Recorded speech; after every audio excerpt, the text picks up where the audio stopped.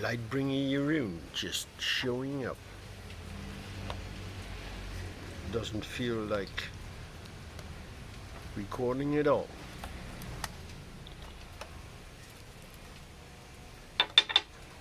I don't know if it's the rain,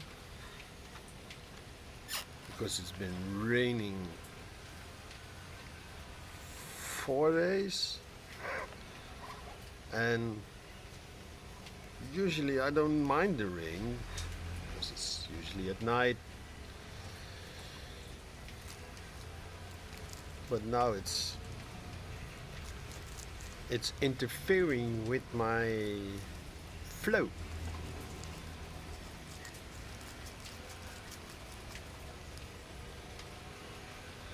And then the mind says, yeah, we were in such a good flow. Blah, blah, blah, blah, blah.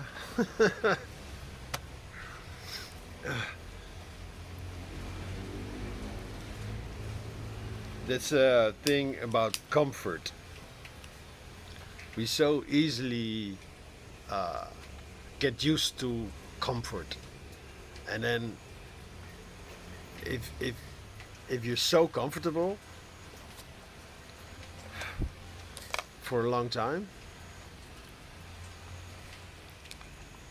then just the tiniest change, or even just change, but let's say the tiniest thing you don't like becomes an irritation.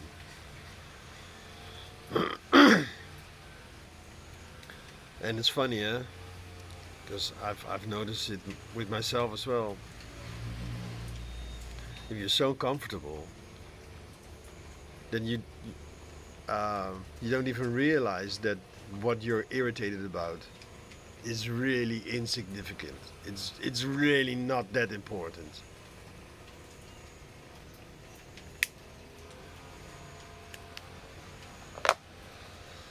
Yeah. The luxury of annoyance.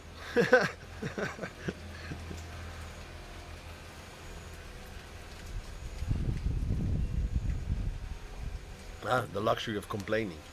Yeah, it was a poem I wrote a while back. The luxury of complaining. They did some statistics, or they showed some statistics, and the Dutch appear to be the luckiest people in the world, or one of the luckiest, like in top 10. The happiest, the most content, I don't know exactly. And I was like, seriously? They're complaining about everything all the fucking time. Mostly about the weather. I'm Dutch, yeah, so.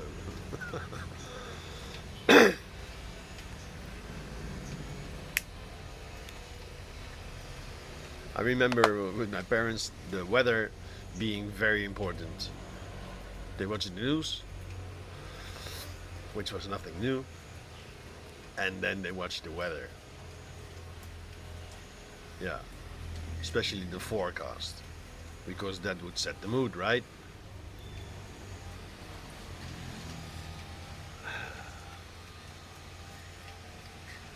Even a friend of mine lately asked, the rain detector. Do you know a good rain detector? There's like in Dutch it's called buienradar, from radar, and buien means rain.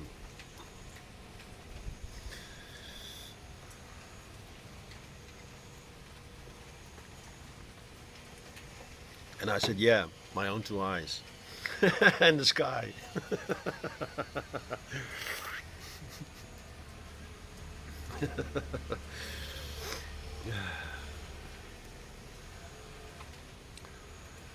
Yeah.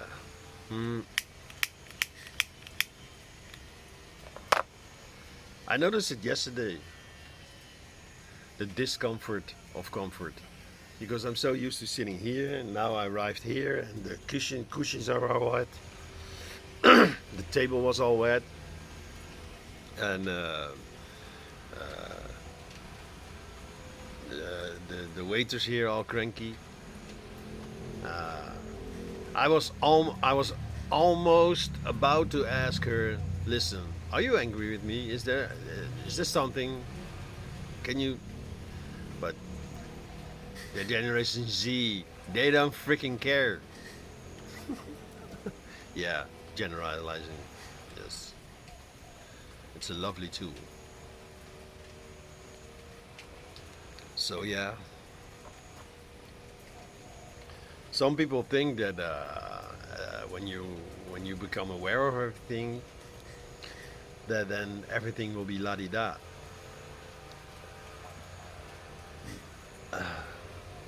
Like you wouldn't notice or you wouldn't be irritated by the guy there.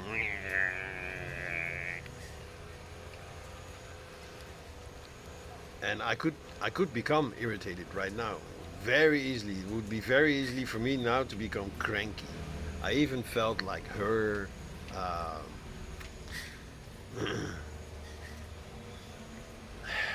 I explained it before. We are like energetic beings. We are so often not aware of how we trans. Uh, how do you say this? Transmit. Yeah. What signal are we transmitting? I mean, if you're angry with someone, then first of all, you're not angry with that person. No. You're probably feeling something else, and anger is a way of giving it some form of power, control.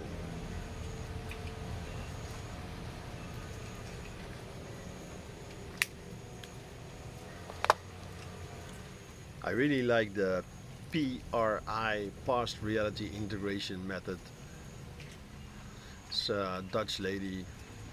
She explained that we deny ourselves our needs because when you're very young and your needs are not being met, and yeah, when you're very young, you're pretty much helpless. You're totally dependent on a caretaker, someone loving you, someone feeding you, and at some point they cannot uh,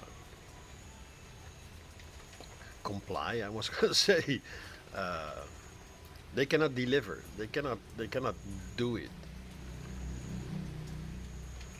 And then she describes it as like three ways. You either just learn to uh, completely deny your needs. So you will say, "No, I'm fine. I don't need anybody." Usually, these are the independent people. Yeah, yeah. I'm so independent. I don't need anyone. And it might be true. It might be a nice story to hang on to. And then there's the false hope. Uh, if I do this, maybe they will be nice to me. If I smile at everybody, maybe they will not see I'm a cranky bitch. They will not notice my crankiness. My constant PMS.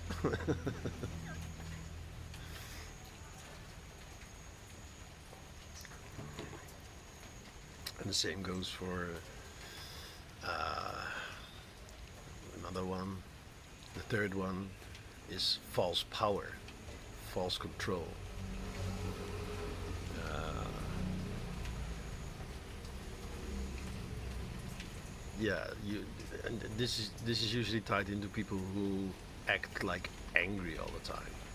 because people around them will, they will tread lightly. They like walking on eggshells, like, and then you as a small person, you feel like you have some sort of control. Your needs are not being met, but yeah, you are taking care of yourself. Uh, yeah, I'm, I don't have a clear example of this one. And she also speaks about the primary defense. These are usually your um, convictions. You convince yourself of a certain truth, and you stick with it because it gives you the illusion of control, the illusion of I'm in control of the situation. It's all mind, it's all ego, it's all ways to deal with being human. I was talking with Dennis yesterday about the old seven chakra system, how the first chakra, if it's chakras, they rotate. That's the theory. They rotate, and when the chakra rotates the wrong way, let's say it this way, then in the first chakra, it will create fear instead of trust. And then in the second chakra, guilt instead of innocence. And the third chakra is shame instead of self-value. I value myself. I appreciate myself.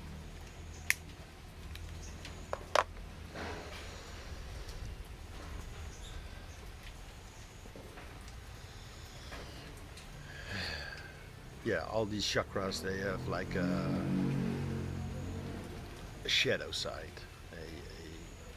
When they are polarized negatively, it's gonna be like this until sixth density, because in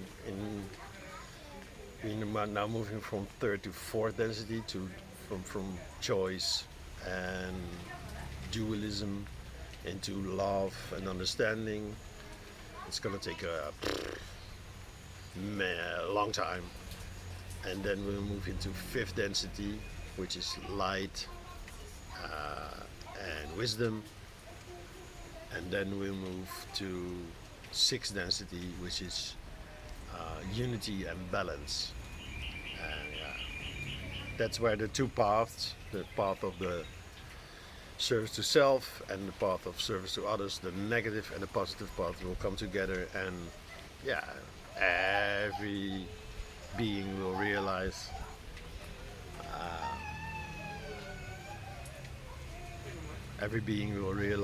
there's only one path, and that's the light, of course. Love, light, light, love. When it's fully balanced, then you entered seventh density, and you can be just anything you want. You can be a planet or the wind.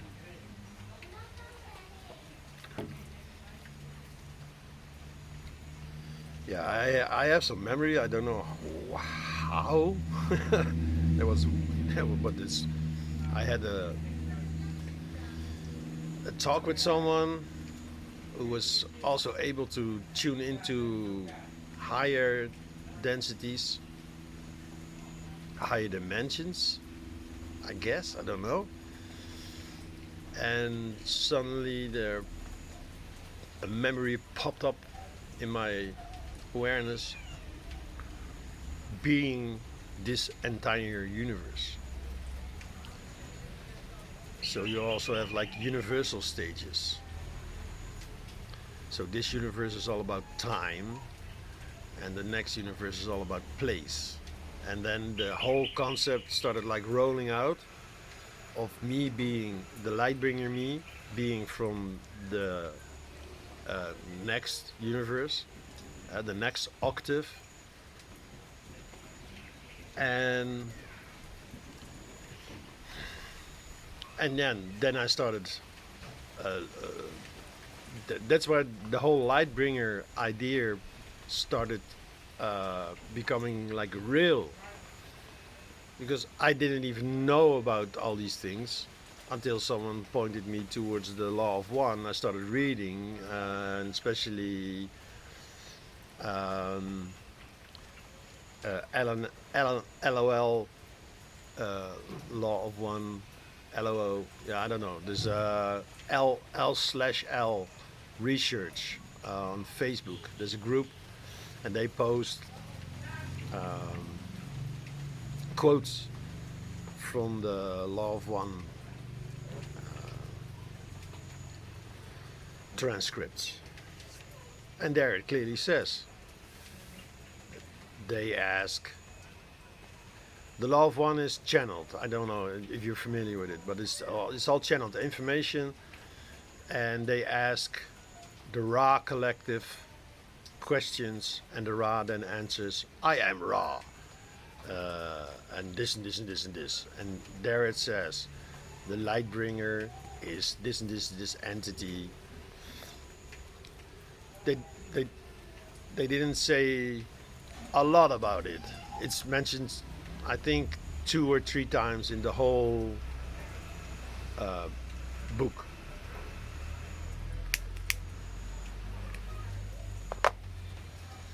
And makes sense because it's a density.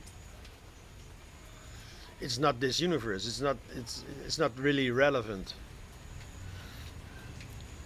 But yeah, then I found some guy who also figured it out on his own. He made like the distinction between star seeds, light bringers, etc. And he also mentioned light bringer.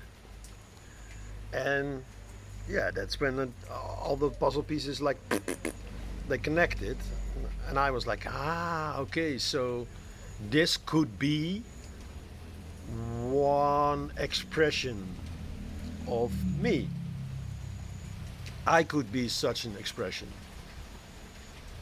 But yeah, because of the veil of forgetfulness, you incarnate, you have no freaking clue who you really are, and yeah, because you were raised not as a light bringer, but yeah, you need to become something. It's not like you are already something. No, you need to become something. So the rest of your life you will be striving and working hard to become this something, like a good person. Not like you already are. I mean, there's a major difference with what we see in old cultures, or especially still in in Asia, like India and Buddhist countries. They look for, they recognize incarnations. They recognize, he is this incarnation. He is the incarnation of that and that entity.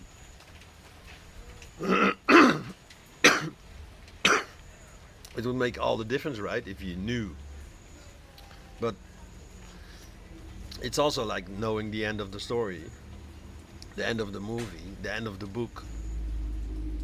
Playing poker and you already know all the hands. It loses the fun, you know. It takes the fun out of it very quickly. Because it's what we agreed upon, to incarnate as a human, be a human, forget who you truly are, and then you live your life trying to remember. And I don't even know if the goal is to remember.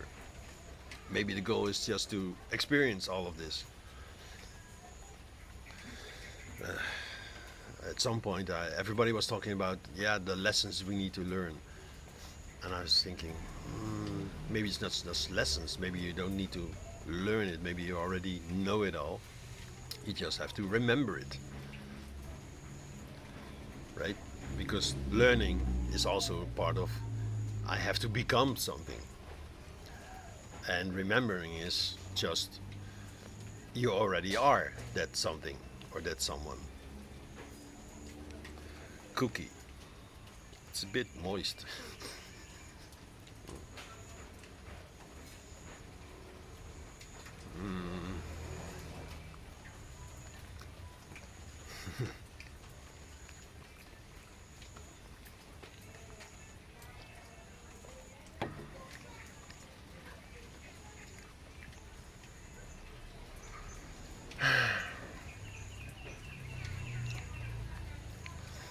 So, yeah,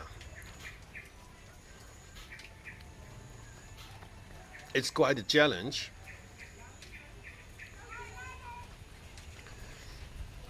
Yeah, that's another thing. I was talking with a friend about what it's like to, for example, um, let's say the whole incarnation thing, the whole incarnation cycle is true.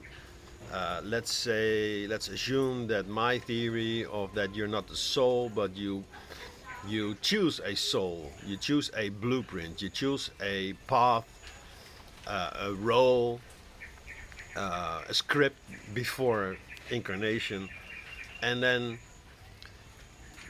yeah, you could see it as like a task you need to complete, or as the Taoist would say, it's not about the destination, it's the road traveled. So yeah, pretty much your path is being laid out before you because you chose this soul blueprint, and then through life, because you vibrate in this reality, you attract this reality. I think what's his name? The guy who figured out the archetypes. You know who I mean. So Jung, Carl Jung. The archetypes is similar, and I think astrology is also revealing your blueprint somehow. It is showing your blueprint. It all makes sense if you look at it like, okay, so I have this base of operation, this operation system, like if your computer is running on Windows, then all apps you add to it, they will function in this environment.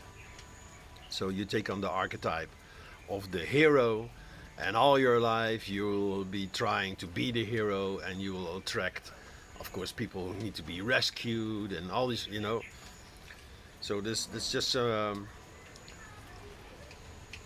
roles you play, and then as a person you will take on this character. If you take Brad Pitt and he needs to play the role of the Joker in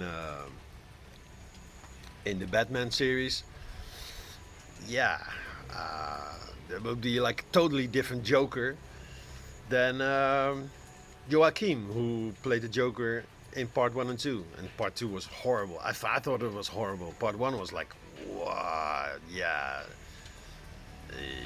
he is fucked up. And in part 2 with Harlequin, I don't know. I didn't like it. But so Brad Pitt playing the Joker would be like a completely different Joker than Joaquin, or let's say, for example, Jim Carrey. So that's the person. The role is the Joker, but the person, yeah, it's how the Joker is expressed, how the archetype of the Joker is expressed. Okay, that was part 1. Then let's say you have three souls. Um,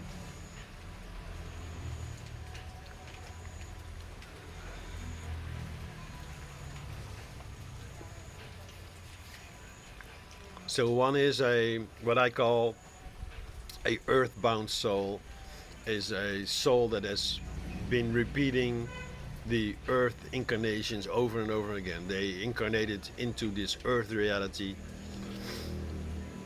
1,000 times. So they have like 1,000 lifetimes. So there are what they call an old soul. This soul, this knows it knows its way around here on this in this construct.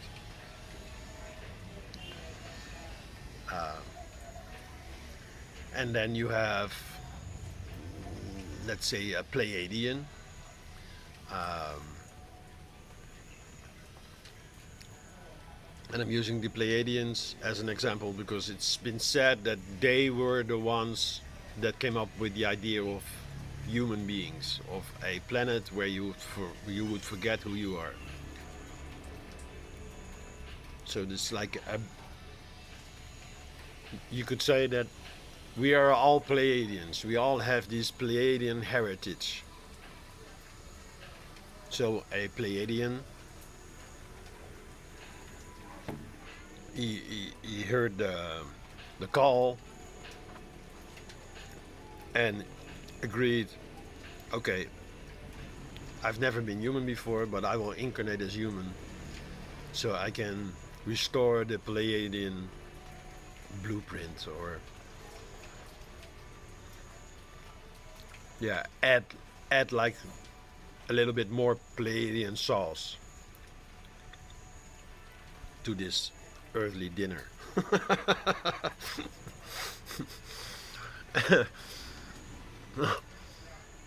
And then there's no, let me finish first. So the Pleiadian incarnates. Of course, he also forgets he's a Pleiadian.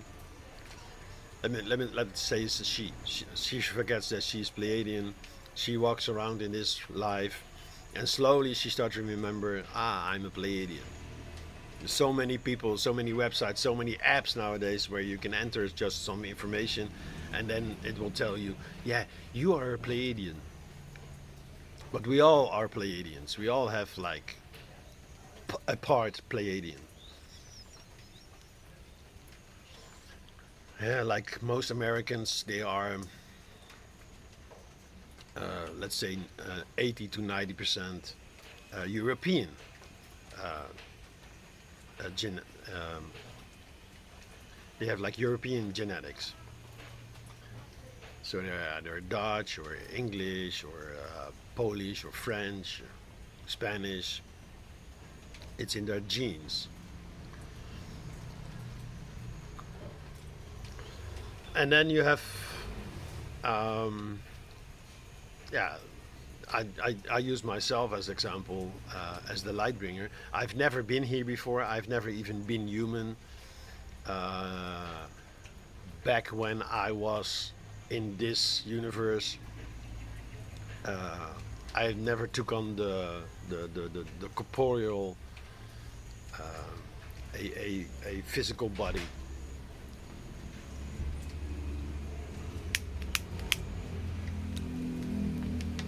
So zero experience of being humanoid.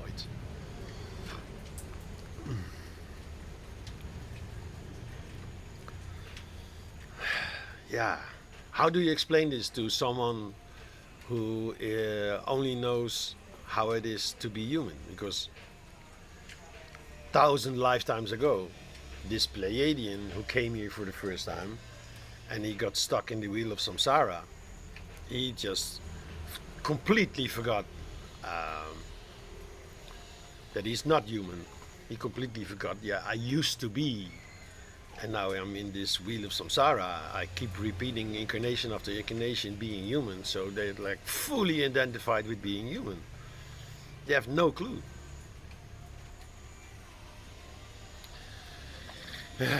All right, I was gonna do a short video. Maybe I'll talk about this some more later.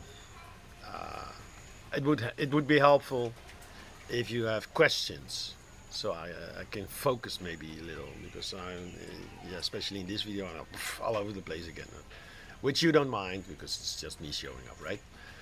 All right, guys. See you in the next